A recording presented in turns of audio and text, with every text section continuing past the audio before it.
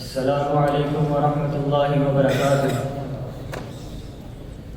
الحمد للہ وحدہ والصلاة والسلام علی من لا نبی بعدہ وعلی آلہ وصحبہ ومن تبعہم بإحسان الی یوم الدین، اما بعد۔ قال اللہ تبارک وتعالی فی القرآن المجید والفرقان الحمید، یوم ندعو کل اناس بإمامہم۔ وقال ابن كثير رحمه الله في تفسير هذه الآية: هذا أكبر شرف لأصحاب الحديث لأن إمامهم النبي صلى الله عليه وسلم. وقال رسول الله صلى الله عليه وسلم: لا تزال طائفة من أمتي ظاهرين على الحق يا مبغضا أهل الحديث وشاتما یا مبغضا اہل الحدیث و شاتما ابشر بعقد ولایت الشیطان۔ میرے محترم اور معزز اساتذہ اکرام اور میرے ہم مکتب ساتھیوں، آج کی اس تقریر میں میری سوچ کے اجالے جس موضوع کے حوالے سے اپنی تابانیاں بکھیرنے کے لیے بےتاب ہیں وہ ہے اہل الحدیث، ایک صفاتی نام۔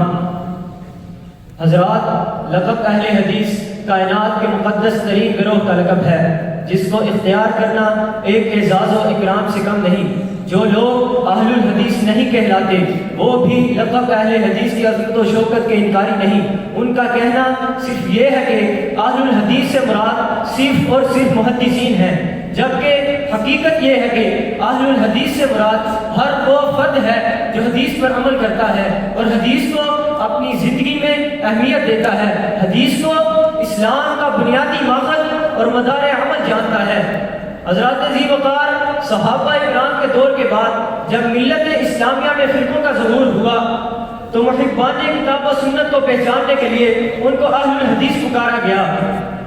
میں آپ کے سامنے چند اقوال السلف صالحین دلائل کے طور پر پیش کرنا چاہوں گا۔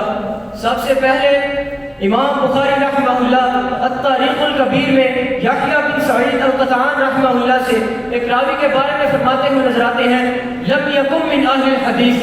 پھر کہیں امام مسلم رحمہ اللہ صحیح مسلم میں مجروح راویوں کے بارے میں فرماتے ہوئے نظر آتے ہیں: ہم عند اہل الحدیث متہمون۔ پھر کہیں امام ترمذی رحمہ اللہ سنن ترمذی میں ابو زید نامی راوی کے بارے میں فرماتے ہوئے نظر آتے ہیں: وابو زید رجل مجہول عند اہل الحدیث۔ پھر کہیں امام نسائی رحمہ اللہ سنن نسائی میں فرماتے ہوئے نظر آتے ہیں: ومنفعۃ لأہل الاسلام ومن اہل الحدیث والعلم والفقہ والقرآن۔ پھر کہیں امام احمد بن حنبل رحمہ اللہ معرفت علوم الحدیث میں طائفہ منصورہ کے بارے میں فرماتے ہوئے نظر آتے ہیں: ان لم تکن هذه الطائفة المنصورة اصحاب الحدیث فلا ادری من هم۔ پھر کہیں امام شافعی رحمہ اللہ السنن الکبریٰ للبحیقی میں فرماتے ہوئے نظر آتے ہیں: لا یثبت اہل الحدیث مثلہ۔ پھر کہیں امام قتیبہ بن سعید رحمہ اللہ شرف اصحاب الحدیث للخطیب البغدادی میں فرماتے ہیں: اذا رأیت رجلا یحب اہل الحدیث فإنہ علی السنہ۔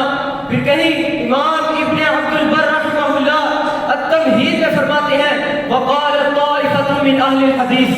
پھر کہیں امام احمد بن سنان الواسطی رحمہ اللہ معرفت علوم الحدیث میں فرماتے ہوئے نظر آتے ہیں: لیس فی الدنیا مبتدع الا وهو یبغض اہل الحدیث۔